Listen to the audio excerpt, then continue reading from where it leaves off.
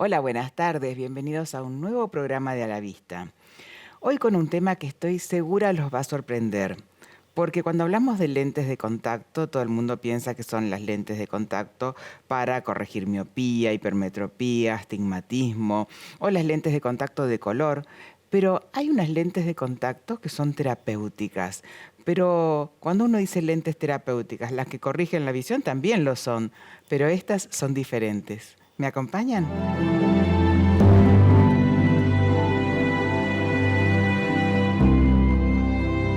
Bienvenidos a este primer bloque y como anunciamos en la presentación, para hablar de este tema tan interesante de lentes de contacto, tenemos con nosotros al señor Gustavo Cato. Gracias, Gus. Muchas gracias a vos, Amelia, por tu invitación. No, gracias porque el señor Gustavo Cato es técnico óptico universitario, es director del Centro Óptico Argentino de COAR, que todo el que pasó por el Hospital Santa Lucía conoce ese centro óptico magnífico donde te tratan tan bien, sobre todo cuando van gente con tantas dolencias, ¿no? Pero hoy, Gus, hablamos con vos de prótesis oculares que tenés una vastísima experiencia, pero también en lentes de contacto terapéuticas. Para contarle a la gente, ¿qué son las lentes de contacto terapéuticas? ¿Qué son? Son lentes que nos pueden ayudar en situaciones clínicas, Ajá. en algunos casos, en situaciones con alguna dificultad funcional también.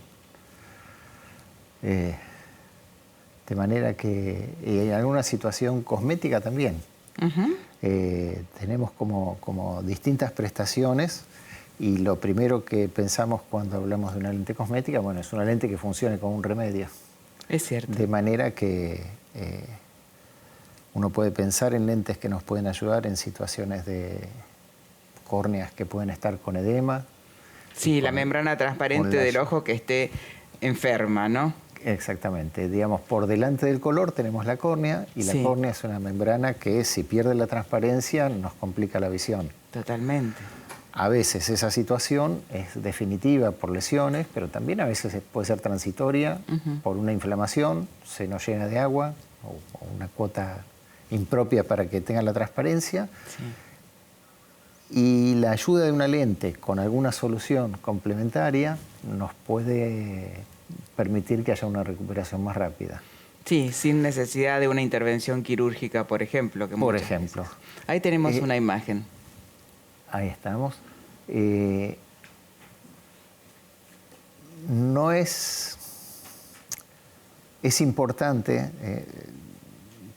decir que todas estas lentes tienen que estar prescriptas, tanto como las de refracción, pero digamos particularmente estas en el sentido de que hay una indicación clínica, médica, donde el ojo tiene ya una situación anormal y que tiene que ser evaluada por el médico, más allá de que se trabaje como equipo, pero uno puede como contactólogo notar alguna tendencia, pero la indicación va a ser definitivamente del médico, sí, pero es un trabajo conjunto con el paciente. Para mí, absolutamente. Sí, como vos lo haces. Y, Gustavo, vos trataste a una paciente mía que por un traumatismo no había perdido el ojo, pero sí había perdido parte del iris, de la partecita de color, lo que nos da color al ojo. Y le pusiste una lente de contacto que algunos la llaman cosmética, pero realmente le sirvió y muchísimo, porque al tener pintada esa partecita del iris que le faltaba y tener dibujada la pupila, que es el redondito del medio a través del cual vemos, mejoró muchísimo la paciente. ¿A eso le llamás protésica? Eso sería protésica, sí. Puede ser en el caso de la gente que preserva la visión con la pupila transparente. Sí. A veces hay gente que tiene un daño donde la reparación es estética, pero el ojo no tiene el proceso de ptisis donde el ojo haya perdido mucho volumen, entonces uno puede trabajar con una lente de contacto. Siempre y cuando los parámetros de la córnea nos permitan hacer una adaptación adecuada. Claro. Cuando el ojo va perdiendo ya más volumen, entramos en la cápsula, en la cascarilla, en la prótesis. Claro, ya en la prótesis. De la que ya hablamos, pero sí. Y si hay visión, en muchos casos se levanta de manera interesante la agudeza visual. La cantidad de visión no es la misma con un iris dañado, que falte totalmente o que falte una partecita, porque bueno, la interferencia que hace la luz, el foco se altera completamente. Con la presencia de la pupila se puede afinar y tener una ganancia y un confort importante. Sí, sí. Salir de la fotofobia. Y no solamente eso, sino que ella se veía mejor. Y eso para una persona del sexo que sea es importantísimo. Es que yo digo, podemos hablar de lentes, hablando de lentes terapéuticas, de lentes que sean terapéuticas por el aspecto clínico, que sean terapéuticas por el lado cosmético, por el lado funcional, esto que hablamos de ese levantar agudeza visual. En definitiva, todas tienen también el ingrediente psicológico. Totalmente. Donde mucha gente cambia su vida gracias a estas cosas. Gracias, ¿no? A la lente de contacto. ¿Y las terapéuticas o las prostésicas son más gruesas que las lentes de contacto comunes? Alguna dependería de la función para la que vamos a usar. No es que uno tiene como una lente universal, sino que hay casos en los que una lente de mayor cantidad de hidratación es la adecuada, o un mayor espesor. Justamente si yo quiero para una función como reserva de medicamento, voy a tomar una lente que tenga más cantidad de líquido. Claro. Y que tenga más cuerpo para poder ir liberando después la sustancia que se haya medicado. En otros casos lo que nos conviene, un ojo que tiende a ser seco, o una lente que sea con la menor exigencia de hidratación y con el menor cuerpo posible. Sí, lo más delgada posible. Entonces por ahí tenemos dos opuestos. Gustavo, me gustaría que le cuentes a la gente cómo a veces, también por indicación del oftalmólogo, colocas lentes de contacto cuando hay pequeñas lastimaduras en el ojo, pequeñas perforaciones, heridas superficiales. Eso es un aspecto bastante interesante y lindo, en el sentido de que uno piensa, bueno, hay una lesión en la córnea y bueno, hay que coser, hay que suturar. Claro. Es como el razonamiento así lineal que uno tiene. Sí. En nuestros principios, cuando todavía no era tan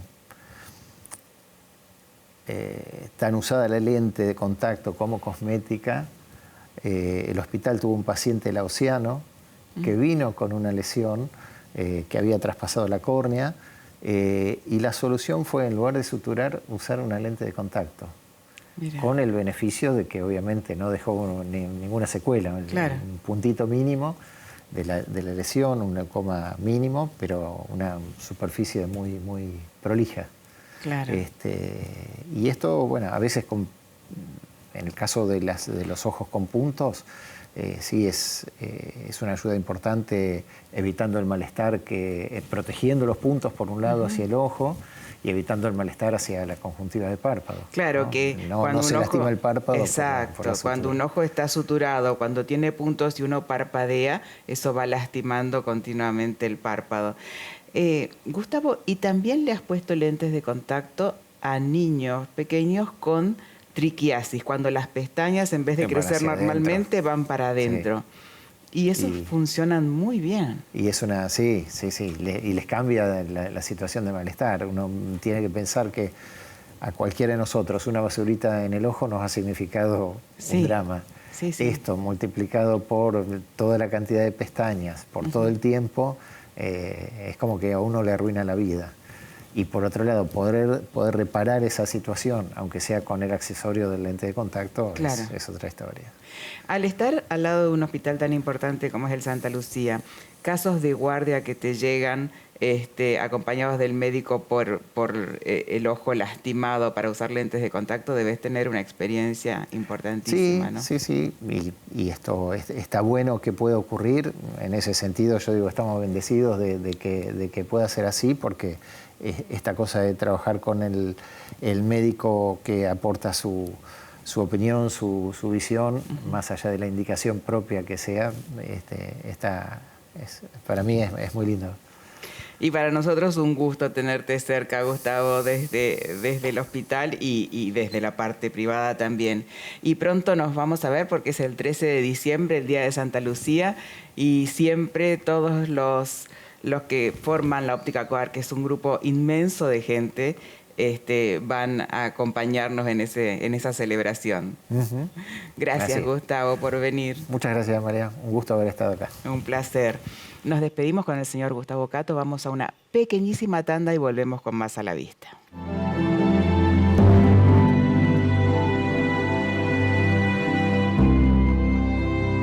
Bienvenidos al segundo bloque de A la Vista y en este bloque con la doctora María Virginia Busnelli. Gracias, Virginia, por venir. Un placer, siempre es un placer estar acá. Muchas gracias.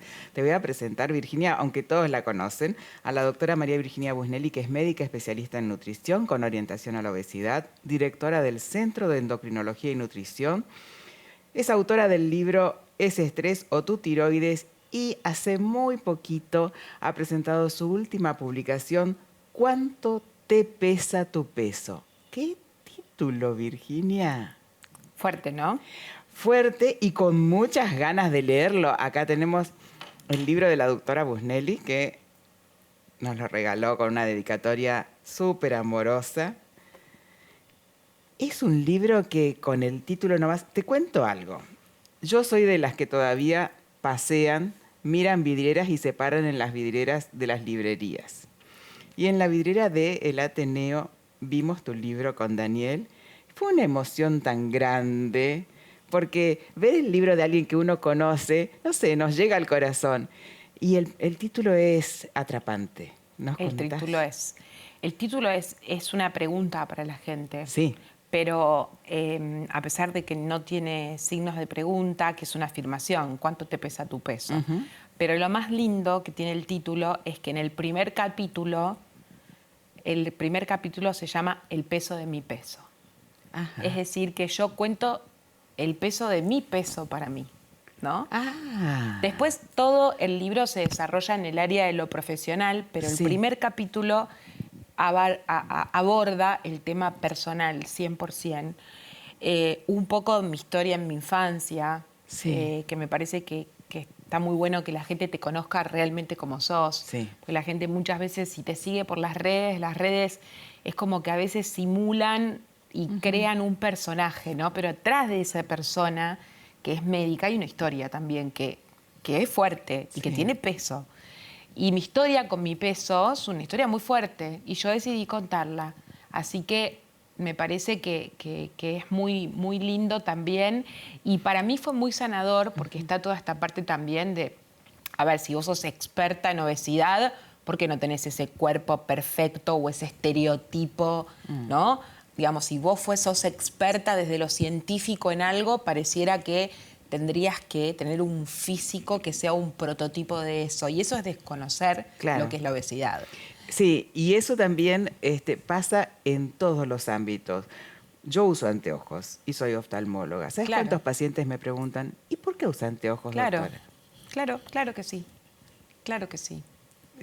Y es el estereotipo que vos decís. ¿Los argentinos o todo el mundo somos muy obsesivos de contar calorías, de estar pendiente de eso o no? Mira, en el resto del mundo las cosas no son como acá en Argentina. Cuando uno, bueno, vos lo sabés, los médicos que accedemos a ir a congresos internacionales, muchas veces vemos las grandes diferencias. Latinoamérica es como, y dentro de Latinoamérica Argentina mucho más, y dentro de Argentina, la ciudad de Buenos Aires, ni hablar, es como que es muy apegada al estereotipo de belleza, al estigma, ¿no? A considerar que si una persona no cumple con ese estereotipo de belleza, no es tan inteligente. Mira, yo doy una clase donde le pongo a los alumnos una foto de Angelina Jolie, le digo que me den adjetivos y la gente empieza linda, importante, brillante. Pones una de otra persona que por ahí vive con obesidad, inmediatamente los adjetivos calificativos empeoran. Entonces, existe esto y estar delgado, por ignorancia, se relaciona únicamente con lo que comes y te moves. Que si bien, obviamente, la alimentación y el sedentarismo son dos de los factores principales por los cuales se puede producir el exceso de peso, hay un montón de otras enfermedades que se asocian al exceso de peso que te pueden estar pasando a vos y seguís comiendo bien. Entonces, esto de que vas al nutricionista, te pesa, te reta y vos tenés un montón de otros factores para corregir, es tu culpa. O sea, el peso que vos tenés la mayoría de las veces es tu culpa. O porque no tenés fuerza de voluntad, o porque sos glotón. Y eso realmente está muy alejado de lo que la ciencia ha demostrado en los últimos años. Entonces, el libro viene a contar cuánto me pesó a mí mi peso muchos años, hasta que estudié, hasta que entendí, hasta que viajé, y ahora a tratar de sacarle a la gente esa mochila pesada que lleva, considerando que todo lo que le pasa es su culpa, ¿no? Bueno, nosotros somos todos muy culposos y, qué sé yo, echar la culpa a alguien es como sacarte la voz de encima muchas veces. No todos los que hacen nutrición, los que hacen obesidad, son de la misma forma. Y hay gente que solamente te pesa, a lo mejor te saca una foto y te da una dieta que tiene en un papelito prehecho y es lo mismo para todos y no es así. Hay varias cosas con respecto a eso. Primero, que nadie es mejor profesional de lo que uno es como persona, ¿no? Entonces, eso es cierto. Ahí va la parte del trato, de cómo de la empatía con el otro. De la empatía, yo trato de mis pacientes aliviarles el alma. No sé si les voy a sacar peso, pero creo que les termino sacando peso de otros lugares que son mucho más complejos, digamos, que la panza o la cadera. Pero después hay otro tema, que como esto es una patología que a nivel mundial es pandemia, esta es la verdadera pandemia, comercializar con esto permitió que muchas personas se enriquezcan. Porque si vos querés hacer un negocio con un grupo poblacional que son el 2% de la población, y no vas a tener mucho éxito. Pero en Argentina, 6 de 10 personas viven con exceso de peso. O sea que si vos comercializás un batido, un polvo o cualquier cosa que a la gente le haga creer que la va a ayudar a estar más delgada, y es un éxito asegurado. Yo le llamo el mercantilismo de la obesidad. ¿No? Entrar en ese sistema donde la gente vende, y así también hay tanta gente cayendo. Por ejemplo, te doy un ejemplo, se hacen talleres con hipnosis o sea, se hacen cinturones gástricos por hipnosis. La gente paga por mercado o por plata electrónica, entra a un Zoom y hay una persona que les hace, que a partir le hace todas cosas que no alejadas del... O hay grupos muy poderosos, muy sectarios, de personas que por ahí perdieron peso y ahora motivan a otras, y por ahí después tomaron licenciados en nutrición, pero dentro de su estilo, ¿no? Entonces retan, hacen seguir planes estrictos. Existe lo que quieras, existen los polvos de todo tipo, existen los batidos, pero también existen las guías internacionales que reúnen el tratamiento correcto, ¿no? Entonces tenés las guías europeas, las guías canadienses, las guías americanas. Nosotros acá en Argentina tenemos una posición intersocietaria de muchas sociedades científicas que hablamos del tratamiento, que está disponible en Internet, cualquiera puede entrar. Yo formo parte de la Sociedad Argentina de Nutrición, pero son un montón de sociedades que generaron esta posición intersocietaria. Que llegaron a un consenso para... Claro, lo que se hizo fue una revisión de todas las guías internacionales y ahí está escrito cuáles son las recomendaciones de acuerdo a cada persona que pueda tener exceso de peso, a sus causas, específicamente a su edad, si es un niño, si es un adolescente, si es un adulto, si es un hombre, si es una mujer, en qué etapa de la vida, si está embarazada, si no está embarazada, si está lactando, si está en periodo de menopausia, si es hombre, si es mujer, y cuáles son las recomendaciones realmente o dietoterápicas en la alimentación o en el ejercicio físico, que es lo que se recomienda, las opciones farmacológicas, que hoy son una alternativa excelente, pero no para todo el mundo y que tampoco se pueden usar como una comercialización, porque ahora pareciera que el fármaco también es mágico y eso no sirve. Es cierto. Las técnicas de intervencionismo bariátrico, que son los balones, que son una alternativa muy chica para un grupo poblacional muy chico, pero que bien usada en esos pacientes puede ser una alternativa. Y por último, la cirugía bariátrica. Todo eso tiene indicaciones precisas, no es que nosotros elegimos a quién le damos ¿qué cosa? Igual que cada uno de los fármacos que hay aprobados, tienen sus indicaciones, ¿no? Vos podés resolver, ¿hacés lo que dice la ciencia o comercializás? Claro. Y ahí quedan de víctima los pacientes con ese peso que pesa tanto. Sí, y muy involucrados todos estos pacientes en las redes sociales. Y las redes sociales muchas veces te marcan ese estereotipo de persona que es muy difícil de alcanzar o que a lo mejor tiene falencias por otros lados, que no se les ve físicamente, pero sí las tiene. Y hablando de redes sociales, vos dijiste, yo soy muy activa. Sos muy activa, pero aparte le contestás a cada paciente que te escribe. Sí. Eso no lo hace todo el mundo. En general tienen a alguien que contesta una pregunta que es copy-paste y nada más. Vos te involucrás con tus pacientes fuera y dentro del consultorio. Primero que la gente, hago la diferencia, digamos, que la gente que me sigue en las redes, algunos son mis pacientes y otros no, pero a mí lo único que me importa es dar información de calidad. Yo creo que es una responsabilidad médica, así como viajamos a los congresos, damos charlas, preparamos buenos ateneos, es una responsabilidad que los médicos que estamos basados en la evidencia científica salgamos a mal a las redes, porque si no salimos nosotros, salen todos los que hacen intrusismo, todos los que no tienen título, a vender o a engañar a la gente, y la víctima son nuestros pacientes.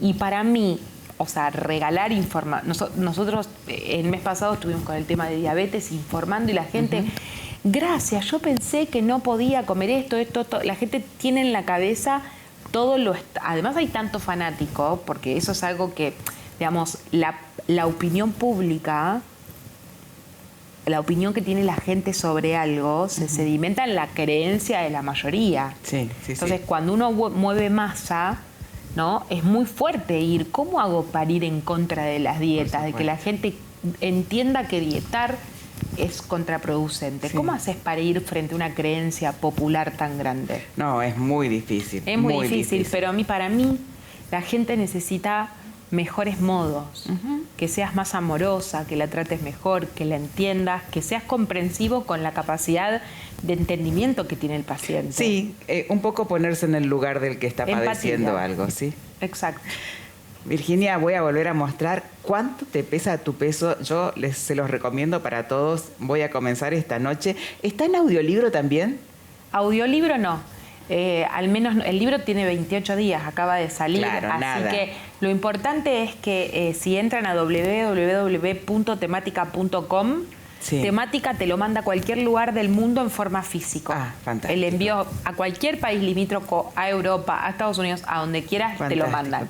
Y a partir de los primeros días de diciembre ya va a estar en formato ebook en todas las plataformas digitales, pero el libro físico tiene un acompañamiento para ir escribiendo y haciendo reflexiones, para ir tomando notas y para que a medida que el tiempo vaya pasando, vos puedas volver a leer lo que escribiste 6 meses antes. Qué interesante. Entonces, tiene como una finalidad que puedan escribir, tomar sus apuntes, marcar y hacer un proceso con el libro de, bueno, nada, que no te pese tanto. Es como que yo les digo... recibo mensajes en las redes y lo comparto y algunos me ponen, lo terminé de leer y la verdad es que siento que dejé la mochila. Yo quiero eso, que se sientan aliviados. Qué mejor devolución que Ni hablar. Gracias, Virginia. Un placer, gracias. Muchísimas gracias. Nos despedimos de la doctora Virginia Busnelli. Hasta el próximo programa, el martes a las 17:30 aquí en Canal Metro en A la Vista. Lean este libro.